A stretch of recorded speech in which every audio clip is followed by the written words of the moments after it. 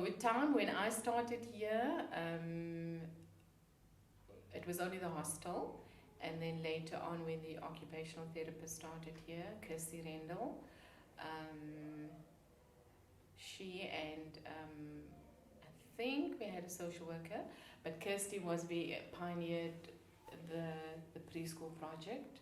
She did intensive research on rehabilitation, a rehabilitation program. We then started off the preschool. I think Kirsty went to do a home visit and some research, then saw the need for a preschool for visually impaired children. Our first preschool was started in a prefab building, I think which still exists. It's still standing at the back. We can maybe show a picture of the prefab building. I think before that it might have been that they had the setup in the garage, in the old garage that we have. So they had the setup there, and then the prefab building was put up at a later stage, which made it more conducive for kids and so on. So they did the whole preschool setup in the prefab building, and then from there, I think our rehabilitation program has grown. Later on, the social worker also, the social work part of the organization and the need for social work services grew because there was always a need for a blind person who needed assistance with, and whether it be an application for a grant, whether it be an application for an ID document, or they needed assistance with their children, whether it be housing, all sorts of things. So I think that's where the growth of the organization started. And then later on, obviously, we needed to raise funds. Mr. Bam, at the time, we didn't have a fundraiser per se. Mr. Bam did all of the fundraising for the organization.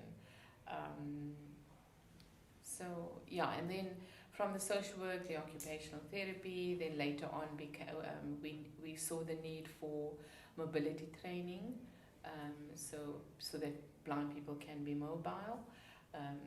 Doing the long cane training, that was also started.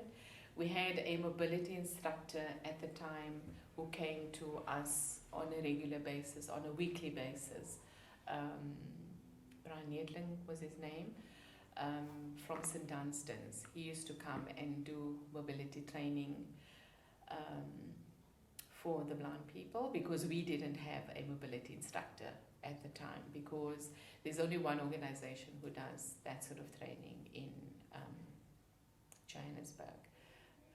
Until later on in the years, we sent Wellington. Wellington was he started here as a skills developer, and then later on we sent him to go and do a mobility course in Johannesburg. So he was our first full-time mobility instructor.